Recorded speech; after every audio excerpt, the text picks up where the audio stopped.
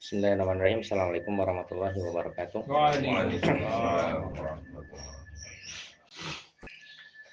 Alhamdulillahi wa kafa, wassalatu wassalamu ala nabiyyil mustafa wa ala alihi wa sahbihi wa man iktafa, amma ba'd. Alhamdulillah, kita insyaallah pada kesempatan hari ini kita akan melanjutkan membaca kitab At-Tauhid yang ditulis oleh Imam Muhammad bin Abdul Wahab rahimahullahu ta'ala. Pada pertemuan yang lalu kita sudah menyelesaikan bab man haqqaqat tauhid, konsekuensi bagi orang-orang yang merealisasikan tauhid. Pada kesempatan kali ini kita masuk ke bab baru, bab 4, yaitu babul khaufi minasyirik, bab takut terhadap syirik. Sebagaimana kita tahu bahwasanya tauhid yang mengesahkan Allah, dia lawannya adalah syirik, menyekutukan Allah. Jadi syirik ini adalah mempersembahkan sesuatu yang merupakan kekhususan hak Allah Subhanahu wa taala kepada selainnya. Di saat yang bersamaan dia mempersembahkan keyakinannya atau ibadahnya kepada Allah, namun dia juga mempersembahkannya kepada selainnya. Inilah yang namanya syirik. Yang insya Allah lebih detail dulu sudah kita bahas secara umum di usul salasah. Maka diantara yang perlu kita perhatikan selain kita merealisasikan tauhid adalah kita hendaknya takut untuk jatuh kepada kesyirikan. Takut kepada kesyirikan. Sebagaimana dalil-dalil yang akan kita bahas di bawahnya ini. Dalil yang pertama dibawakan oleh penulis rahimahullah ta'ala, wa qaulullahi ta'ala, innallaha la yaghfiru ayyushraka bihi wa yaghfiru ma duna dzalika liman yasha. Surat An-Nisa ayat 48. Sesungguhnya ini firman Allah Subhanahu wa taala, sesungguhnya Allah tidak mengampuni ayyushraka bihi, orang-orang yang menyekutukannya, tidak mengampuni dosa syirik. Allah Subhanahu wa taala tidak mengampuni syirik. Wa yaghfiru ma duna dzalika liman yasha. Dan Allah Subhanahu wa taala mengampuni selain syirik itu. Duna tahta, artinya syirik ini dosa yang paling besar. Adapun dosa selain syirik, artinya di bawah syirik, itu diampuni oleh Allah Subhanahu wa taala liman yasha, bagi orang-orang yang dikehendakinya. Nah, inilah salah satu musibah bagi orang-orang yang berbuat kesyirikan. Ketika dia menganggap adanya sesembahan selain Allah, ini berarti syirik dalam hal ibadah. Dia menyembah Allah, sholat, puasa, tapi dia juga berdoa, misalnya memohon kepada penghuni kubur, atau dia menyembelih untuk selain Allah. Ini syirik-syirik dalam hal ibadah. Dia sholat betul, tapi ketika suatu saat dia menyembelih untuk selain Allah. Atau mungkin dalam rububiyahnya dia meyakini Allah lah yang mencipta, mengatur, tapi dia juga meyakini ada juga nih yang mengatur selain Allah. Namun syirik jenis ini di zaman ini jarang. Orang yang syirik dalam hal rububiyah itu jarang. Kebanyakan syirik yang terjadi sekarang dalam hal ibadah, dalam hal peribadahan, berdoa kepada selain Allah, dan yang lain-lain. Dan ada juga jenis syirikan dalam hal asma dan sifatnya, nama-nama dan sifat Allah. Dan ini yang banyak terjadi di saudara-saudara kita juga banyak. Nanti insya Allah akan ada detailnya di bab selanjutnya. Musibah ketika orang berbuat syirik. Dilihat dari ayat ini, maka setidaknya ada tiga musibah utama yang menimpa orang-orang yang berbuat syirik. Yang pertama adalah seluruh amalannya akan sirna, seluruh amalannya akan gugur. Amal-amal soleh yang dia lakukan akan hilang semuanya. Sebagaimana firman Allah Subhanahu wa taala, lain asyrakta ayahbatanna amaluka. Jika engkau berbuat syirik. Ini Allah Subhanahu wa taala konteksnya engkau. Engkaunya siapa ini? Nabi Muhammad SAW. Ya kan Al-Qur'an. Allah berfirman kepada Rasulullah SAW, jika engkau berbuat syirik wahai Muhammad, padahal Nabi kita Muhammad SAW, ya, siapa lagi yang mau menandingi amalannya? Ya. Layah batanna amaluka, maka amal-amalmu akan batal. Nah, ini selevel Nabi SAW. Allah peringatkan, kalau kamu sampai berbuat syirik, batal semua. Nah, dan babil aula apalagi kita, ya, yang amalannya sudah sedikit, kok ada syirik, ya batal semua. Nah, ini musibah, ya, musibah yang pertama. Kemudian musibah yang kedua, Allah tidak akan mengampuni, ya, dosa-dosanya.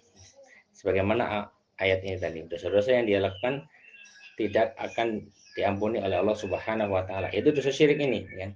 Selama dia tidak bertaubat, maka Allah tidak akan mengampuninya. Ketika dia mati, meninggal dalam keadaan berbuat syirik kepada Allah, maka Allah tidak akan mengampuninya. Ini juga musibah.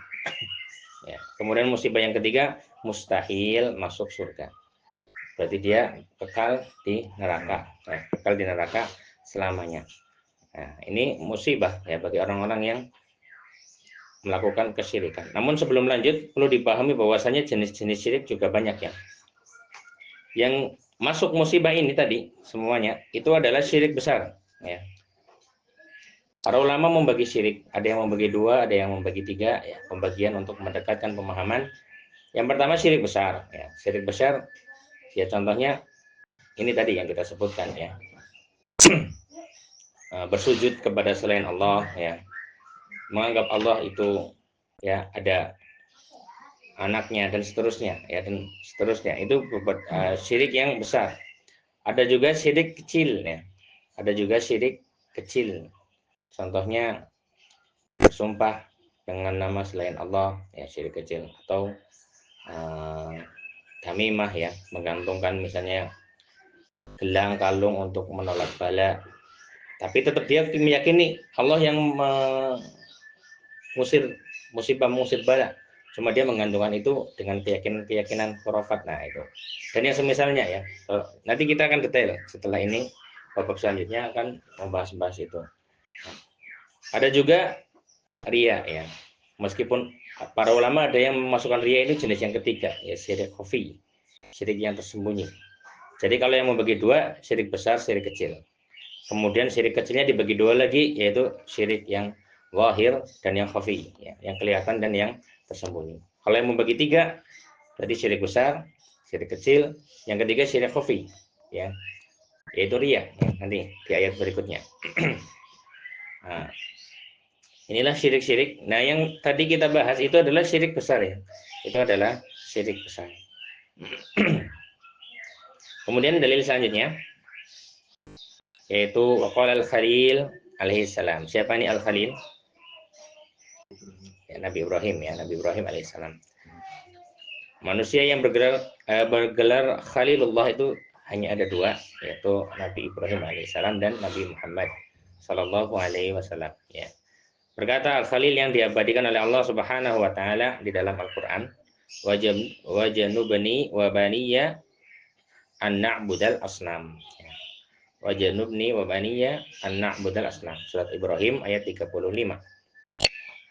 Ini doa Nabi Ibrahim. Ya Allah, ya, berdoa, ya, jauhkanlah aku, ya, jauhkanlah aku dan anak-anakku, ya, dari peribadahan kepada asnam, berhala-berhala, ya, perbuatan syirik, ya. Jauhkanlah aku dan anak-anakku untuk menyembah berhala. Nah, ini doanya siapa? Al-Khalil, kekasih Allah, Nabi Ibrahim alaihissalam. Dia yang bisa dibilang bapaknya tauhid, ya. Segala macam kesyirikan dia hadapi waktu itu, ya. Para penyembah benda-benda langit, para penyembah berhala, ya. Dan dia tidak pernah berbuat syirik sedikit pun. Namun apa? Ternyata tetap saja takut untuk berjatuh ke dalam kesyirikan. Padahal ini levelnya sudah level yang paling tinggi, ya, Khalil. Masih takut untuk jatuh kepada kesyirikan. Maka tentu saja kita, ya, hendaknya lebih takut lagi untuk sampai jatuh kepada kesyirikan, ya. Jangan pernah merasa aman dari hal ini. Wah, saya insya Allah tauhidnya sudah mantap, setiap hari Sabtu pagi sudah belajar tauhid, nggak bakal lah jatuh ke dalam kesyirikan. Ya enggak, justru kita yang apa namanya besar sekali kemungkinannya untuk jatuh, maka kita harus takut. Banyak ya, banyak terjadi. Sudah doktor, sudah belajar puluhan tahun, sudah menjadi ulama, ya ternyata jatuh, ya Allah palingkan dia dari tauhid kepada kesyirikan. Maka ini menunjukkan bahwasanya tidak ada yang aman selama kita masih bernafas, selama kita masih hidup di dunia. Ya, tidak ada jaminan kita akan terus di jalan yang lurus ini. Maka di antara doa-doa yang sering dipanjatkan oleh para nabi dan para rasul, ya mereka berdoa agar tidak sampai jatuh kepada kesyirikan. Mereka berdoa untuk senantiasa, ya sebagaimana doa Nabi Shallallahu Alaihi Wasallam, yang muqallibal qulub, tsabbit qalbi ala dinik. Wahai yang membolak-balikan hati, kokohkan hati kami di dalam agamamu. Ya, padahal siapa yang bisa mengalahkan kekokohannya Nabi SAW, tapi tetap berdoa itu. Maka kita juga hendaknya banyak ya memanjatkan doa-doa yang semacam ini, sehingga kita ya berharap tentu saja agar tetap berada di jalan yang lurus ini. Ini dalil yang kedua ya, agar kita hendaknya ayat 35 surat Ibrahim ayat 35. Nah, hendaknya kita apa namanya tolong dikoreksi ya satu lagi kalau ayat-ayatnya, saya ini di matan nggak disebut ayatnya sih. Kemudian selanjutnya adalah dalil dari hadis ya, dalil dari hadis ya. Wafil hadis, dalam hadis, akhwafu ma akhafu alaikum asyirkul ashor ya. Dalam hadis ya, hal yang paling aku takutkan akan menimpa kalian. Ini berarti kalian yang dimaksud siapa ini? Sahabat ya. Karena konteksnya berbicara dengan para sahabat ya. Rasulullah SAW berbicara pada para sahabatnya. Hal yang paling aku takutkan untuk menimpa kalian itu apa? Asyirkul ashor, syirik kecil. Syirik kecil. Assalamualaikum warahmatullahi wabarakatuh. Fasu'ila anhu, kemudian ditanya apa itu syirik kecil. Faqala, kemudian Rasulullah SAW menjawab, ar-riya ya, riya. Ini juga hendaknya kita juga takut, karena ini konteksnya kan takut dari syirik. Dua ayat pertama tadi konteksnya adalah syirik besar, maka ini syirik ya, syirik kecil, asyirkul asghar, yaitu riya ya. Riya dari kata ro'a, yuroi ya, riyaan. Artinya apa? Memperlihatkan ya. Memperlihatkan amalan ya kepada orang-orang. Artinya dia memang suka dipuji dengan amalannya ya. Kemudian apa namanya? Ada dua macam ya, bisa riya, bisa sum'ah. Kalau sum'ah itu suka didengar. Namun kalau konteksnya seperti ini masuk semua ya. Kita senang didengar ketika kita beramal soleh ya. Dan yang semisalnya. Ini riya. Dan sama juga ya, misalnya kita tidak, kalau tadi kan mengerjakan amal karena ingin dilihat manusianya, karena mendapatkan pujian, mendapatkan penilaian dari manusia, ini riya. Sama saja ketika kita meninggalkan amalan karena takut dilihat manusia, ini juga riya ya. Ini juga harus kita hindari ya. Kenapa nggak sholat ke masjid? Wah, nanti dilihat orang lah, dikira orang soleh. Nah ini salah, itu juga riya juga. Kenapa? Menggantungannya dengan penilaian orang. Kalau kita beramal soleh ya sudah, kita amalkan saja. Kalau ternyata ada orang lihat ya sudah, gitu aja, biasa. Maksudnya ya, jangan berubah.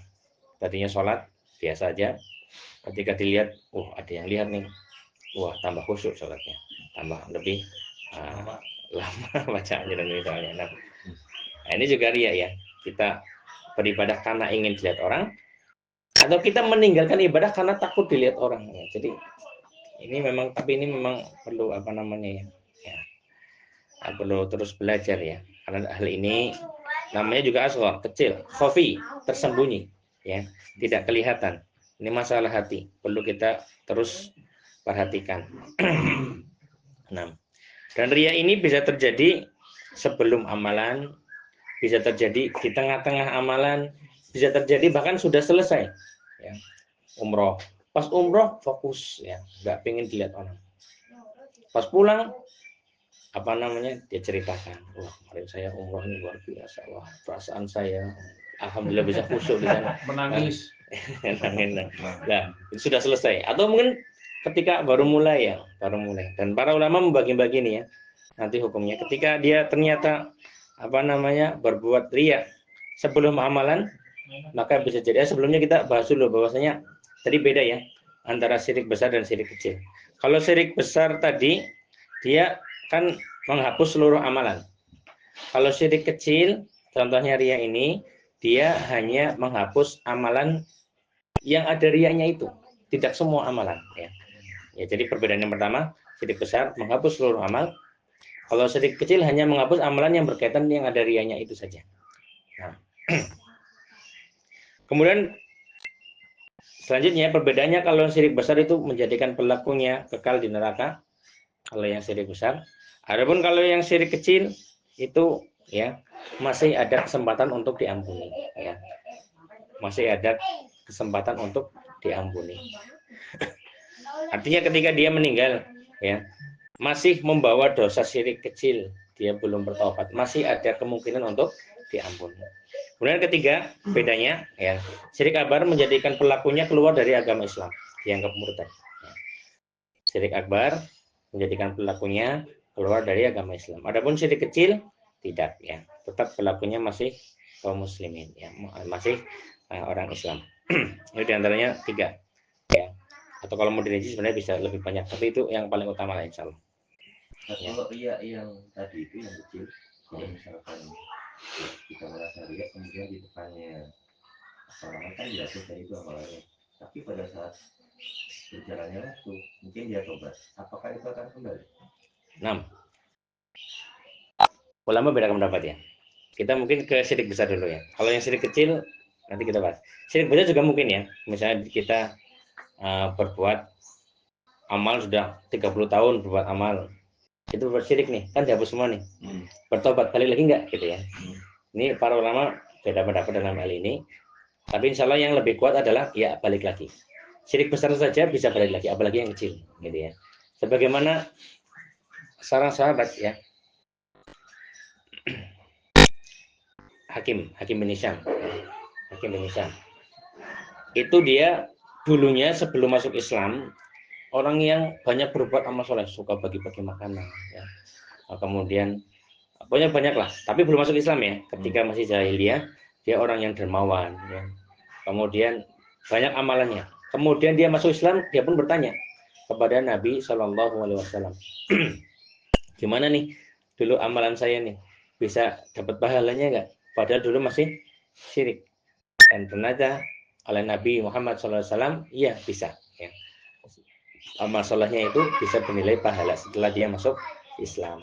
Ini padahal kondisinya dia masih kafir ya, belum masuk Islam. Itu pun bisa. Ya. Apalagi tentu saja lebih utama ini orang Muslim sudah beramal soleh, betul amal solehnya sudah dinilai pahala, berbuat syirik. Ya. Kemudian dia bertobat, ya bisa balik lagi. Nah, insya Allah seperti itu. Namun memang ada ulama yang berpendapat tidak bisa karena konteksnya ini ya la yaghfiru ayyushraka bihi ya tadi ya, tidak diampuni. Jadi udah terhapus semua. Kalau udah di reset ya. Jadi kalau bertobat mulai dari nol lagi itu ada. Namun pendapat yang insya Allah lebih mendekati sesuai dengan hadis tadi bisa kembali lagi insya Allah. Itu riya ya. Dan riya bisa terjadi sebelum beramal. Kalau terjadinya sebelum beramal, maka amalan itu semuanya batal ya. Amal yang dia lakukan ya. Ketika dia mau sholat ya, mau sholat, ternyata sudah dari awal pengennya dilihat, ya sudah batal. Ya. Sebagaimana orang-orang munafik ya. Riyanya orang munafik dan riyanya orang-orang yang beriman beda. Riyanya orang-orang munafik dia memang benar-benar tujuannya cuma ingin dilihat orang. Ya. Itulah mengapa sholat yang paling susah, paling berat untuk orang munafik itu sholat apa? Subuh dan isya. Karena pada waktu itu sebenarnya nggak kelihatan. Mau subuh atau isya datang nggak datang orang nggak lihat karena masih gelap kan di zaman itu. Tapi kalau zuhur asar kelihatan, oh mereka berangkat jamaah. Maghrib masih remang-remang, masih agak kelihatan, masih berangkat. Tapi kalau udah subuh isya udah malas-malasan mereka, nggak dilihat juga. Nah itu lihatnya orang-orang munafik. Ya memang menunjukkan keislamannya hanya untuk tujuan ya, bukan ikhlas karena Allah Subhanahu wa taala. Tapi kalau orang-orang yang beriman, ya terkadang datang di awal, maka ini yang harus hati-hati ya. Atau kadang datang di pertengahan ya. Dari awal sebenarnya sudah ikhlas. Kemudian di pertengahan dia muncul perasaan-perasaan dia. Nah, muncul perasaan-perasaan dia. Maka ini para ulama menjelaskan ya, tergantung amalannya. Kalau amalannya ini terpisah-pisah, maka di tengahan ini, berarti yang sebelumnya aman. Misalnya dia sedekah, sebelumnya sedekah 10.000, tidak ria ya. Kemudian, ternyata ada orang lihat, tambahin lagi 100.000 sedekahnya. Yang kedua ini karena ingin dilihat oleh orang. Maka yang pertama tadi tidak batal, karena yang pertama sudah ikhlas. Yang kedua ini beda lagi. Nah, maka yang batal yang kedua ini. Tapi kalau amalan itu adalah amalan yang gandeng, ya, jadi satu, makanya jadi batal sholat. Sholat nggak bisa dipisah. Dari rakaat pertama sudah ikhlas. Masuk rakaat kedua, oh, ada yang masuk nih. Calon mertua nih. Nah, maka dia kemudian berubah ya niatnya. Dia berarti batal dari awal ya. Semuanya sudah batal. Karena itu satu kesatuan. Sama aja kalau wudhu batal di rakaat kedua, nggak bisa kita ngulang dari rakaat kedua, kan ulang dari awal. Nah, kalau riaknya itu di pertengahan, untuk menangkal itu supaya tidak riak. Nah, ini masalah hati ya. Masalah hati. Maka ini juga gimana caranya ya? Ya kita tolak ya. Kita ikhlaskan lagi. Datang lagi perasaan itu udah ikhlaskan lagi. Fokus ya. Fokus. Palingkan lagi. Makanya tadi kalau sudah riaknya di pertengahan tadi, apakah amalannya semuanya batal? Para ulama merinci lagi nih. Kalau dia sudah berusaha untuk menghilangkan riak itu, insya Allah nggak batal. Sudah berusaha dan sukses, berarti nggak batal amalannya ya. Kalau sudah berusaha tapi gagal, tapi sudah ada usahanya nih, insya Allah juga tidak batal amalannya. Karena sudah ada usaha. Ya. Ini dia, wah, dah fokus aja. Aduh, datang lagi pasangan. Aduh, gimana nih? Ini kalau saya nggak bagus sholatnya nanti lamaran ditolak. Nah, misalnya ya, seperti itu. Kemudian muncul itu lagi, ditelawan lagi, maka itu juga apa namanya? Insya Allah tidak batal. Tapi kalau dia ikutin terus itu masalahnya, wah, langsung dia amalannya benar-benar ganti niatnya, tadinya sudah lurus jadi berpaling, ya itu yang masalah sebenarnya. Yang penting ada usahanya ya, berusaha untuk ya apa namanya? Jangan sampai kita berharap ya hanya karena ingin dilihat oleh orang lain. Nah ini makanya ini ya salah satu musibah zaman sekarang yang mana kita harus hati-hati ya, adanya media sosial ini ya. Kadang sudah ikhlas ya, kemudian nggak ada yang lihat, sebenarnya sudah rahasia ya, ternyata muncul perasaan itu dengan cara apa? Dibikin status misalnya, dibikin apa namanya, banyak hal lah ya, diceritakan kepada orang lain. Sholat malam misalnya, sholat malam sudah fokus ikhlas, pagi-paginya masya Allah dari malam saya sholat berasa khusyuk banget nih, nggak kayak hari-hari biasanya misalnya. Ini ya padahal sudah Allah sembunyikan, tapi dia ceritakan, dia bikin status dan semisalnya ya. Tapi kalau misalkan itu menceritakan bahwa itu untuk pendidikan itu nggak apa-apa ya? Nggak apa-apa. Kalau nah itu makanya ini masalah hati sebenarnya nggak bisa kelihatan. Misalnya ya kalau itu konteksnya untuk memotivasi orang lain ya, untuk ya sebagai bentuk pendidikan tadi nggak masalah. Sebagaimana salah seorang ulama ya, Said bin Musayyib ya. Said bin Musayyib itu cerita ya, selama 30 tahun aku tidak mendengar adzan kecuali aku sudah berada di masjid ya. Artinya apa? Dia berangkat masjidnya gasik terus ya. Tapi ini konteksnya apa? Ini kan lagi ngomong ke murid-muridnya untuk memotivasi murid-muridnya ya. 30 tahun nggak pernah, atau di dalam riwayat lain 30 tahun aku tidak pernah mendengar adzan ketika aku bersama dengan keluargaku. Artinya apa? Kalau adzan sudah di masjid ya, balapan sama muadzinnya. Ketika mau adzan dia sudah standby. Nah, ini kan konteksnya untuk memotivasi ya. Dan ini masalah hati. Makanya ketika tadi ya ada orang status, kita lihat status orang lagi haji ya, lagi umroh ya, dari berangkat difoto terus ya tiap 5 menit biasanya ya. Foto. Ya kita masanya itu urusan dia. Mungkin kita mau ingatkan, tapi belum tentu juga ya, belum tentu juga dia. Bisa jadi dia ingin menunjukkan ke orang lain, sepatu banyak yang belum umroh biar lihat nih ya prosesnya nih, biar pada belajar nih dari status saya nih, nggak masalah kan. Nah, itu beda lagi maksudnya. Nah, maka ini masalah hati dan bukan untuk kita menjudge orang lain ya. Ini urusan kita dengan Allah Subhanahu wa taala. Adapun kalau orang lain ya kita kedepankan husnudzon ya, husnudzon saja. Ini ya dia sangat ditakutkan oleh Rasulullah SAW karena itu tadi ini masalah hati nggak kelihatan ya. Dan dia ini justru paling banyak menimpa orang-orang yang ya orang-orang yang alim ya, orang-orang yang alim ya, ustadz ya, ulama ya, justru sangat berat ini qori ya, baca ketika membaca suratan ya menjadi imam ya, wow itu berat banget itu ya, berat banget nah, menjaganya seorang ulama ya dai ya, ketika menyampaikan sesuatu ya ini sangat apa namanya rawan ya. Kenapa? Karena ada yang diperlihatkan. Kalau nggak ada amal yang diperlihatkan ya nggak bisa ria kan, nggak ada juga yang mau diperlihatkan misalnya kan, masalahnya misalnya nggak ada ya. Aman. Tapi justru ini ya orang-orang yang sudah ngaji ya. Orang yang rajin ke masjid dan orang yang tidak pernah ke masjid, mana yang kira-kira lebih besar masuk ke ini ria? Ya yang sering ke masjid karena kelihatan ada amalnya. Kalau yang nggak pernah, apa yang mau diperlihatkan kan gitu misalnya. Makanya Rasulullah SAW menakutkan hal itu pada sahabatnya. Para sahabat ini orang yang luar biasa kan amalnya ya. Tapi bisa rusak gara-gara ini ya. Kalau yang orang nggak punya amalan sih aman-aman aja, nggak ada amalannya apa yang mau diperlihatkan kan gitu. Tapi kalau misalkan preventifnya, ya. Preventifnya kalau misalkan di pertengahan nih terjadinya dia. Nah preventifnya itu ternyata misalkan ada bacaan nih, misalkan apa kayak gitu. Bacaan? Ya pada saat kita melakukan dia itu. Oh itu. Supaya tidak melakukan dia kan ada preventifnya misalkan nih. Oh ya. Pasti ada nggak sih? Ya bisa misalnya ta'awud ya. Bisa ta'awud misalnya lagi sholat ya. Kalau sholat bisa ta'awud bisa.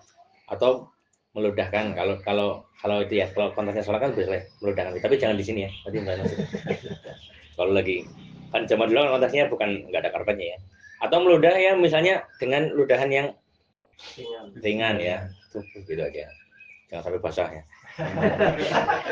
terima dari tadi lagi kasihan sebenarnya nah itu contohnya ta'awud lah berta'awud diantaranya seperti itu berta'awud ya atau mungkin ada yang lain juga saya belum tahu.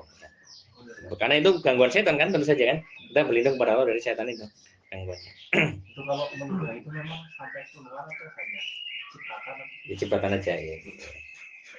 Kan lah kayaknya ya. Iya. Mau kelas masa gila ya. Karpetnya jigong kok.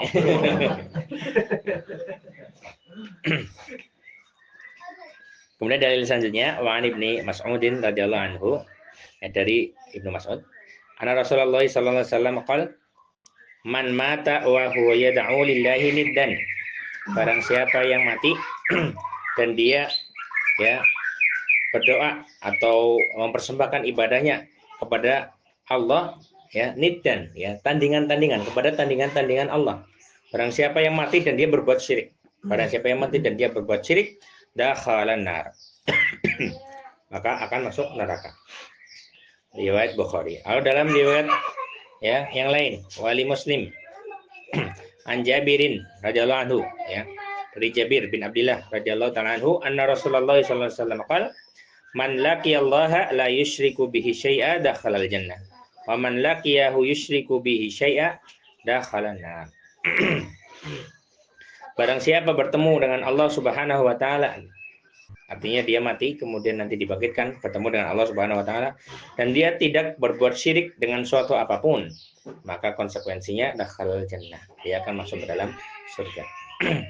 Wa man laqiyahu dan barang siapa yang bertemu dengan Allah Subhanahu wa taala yusyriku bihi syai'a dan dia berbuat syirik kepada Allah Subhanahu wa taala dakhalan nar maka dia akan masuk neraka. Konsekuensi yang sangat logis ya. Kita mempersembahkan ibadah kita hanya kepada Allah masuk surga. Kita menyembah selain Allah ya masuk neraka.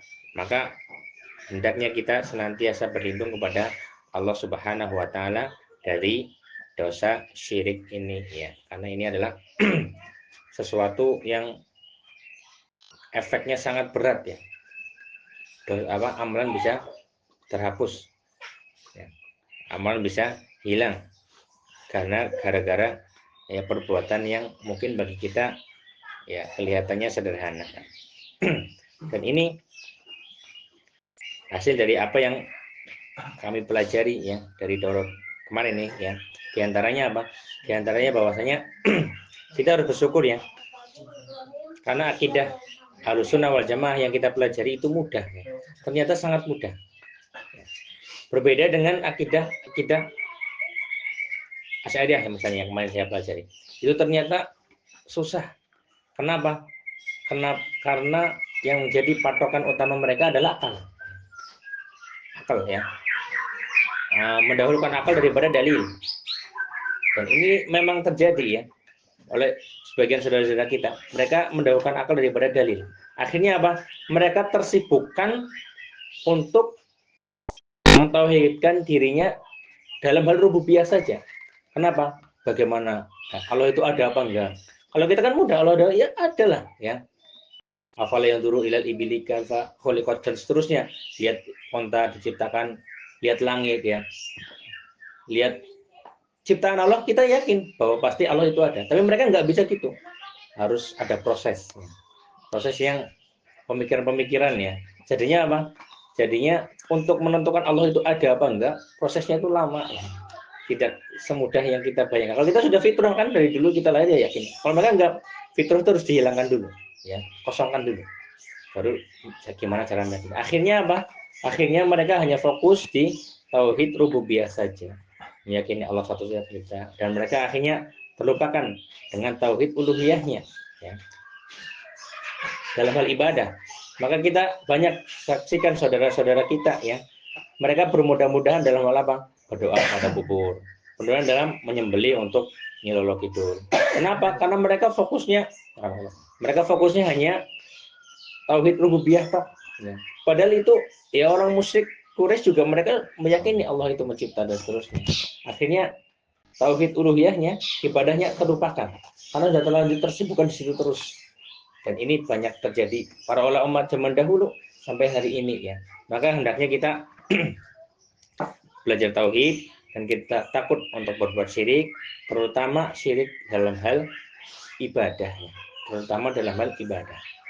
Karena kalau kesyirikan dalam hal rububiyah, insya Allah sekarang jarang.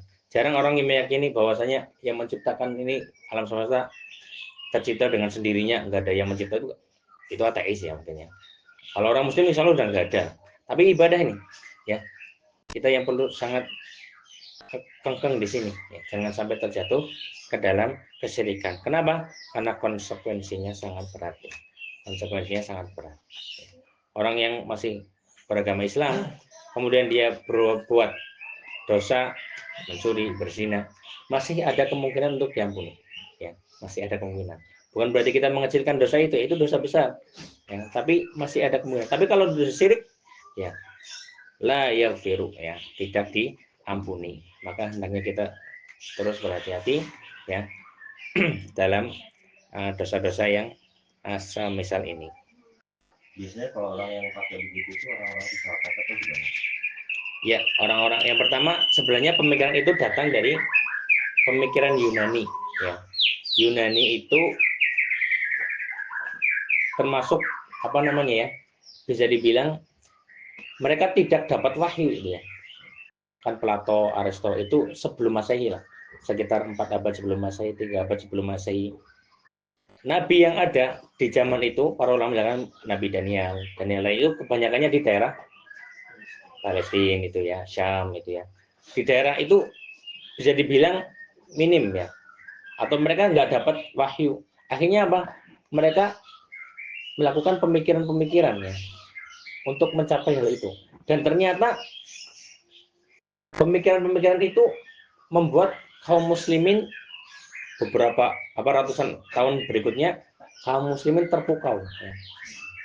Sama misalnya kita ya biasa mainan paling mobil-mobilan ya, kemudian seorang anak misalnya mainan paling mainan pasir apa, tiba-tiba ada anak bawa PS, bawa HP, kan sangat terpukau kan, karena benar-benar sesuatu yang beda gitu ya. Sama kaum muslimin itu aslinya yang awalnya dibaca, jadi filsafat itu kan luas ya. Yang awalnya dibawa mungkin masalah kedokteran, masalah matematika ya. Pitagoras termasuk tokoh juga filsuf ya. Matematika yang sesuatu yang sebenarnya nggak masalah dunia itu baik ya. Mereka karena udah takjub, akhirnya masalah agama juga diambil juga. Ya, kemudian masuk ke dalam Islam, masalah pemikiran-pemikiran seperti itu ya, filsafat diambillah oleh semisal Ibnu Sina, ya, Al-Farabi, tokoh-tokoh ya filsafat Islam ya. Jadilah yang namanya kita sering dengar istilah ahlul kalam ya. Kenapa? Ahlul kalam itu ya, kalam kan dari kata bicara ya, ngomong. Jadi mereka mendahulukan akal ya, dipikir.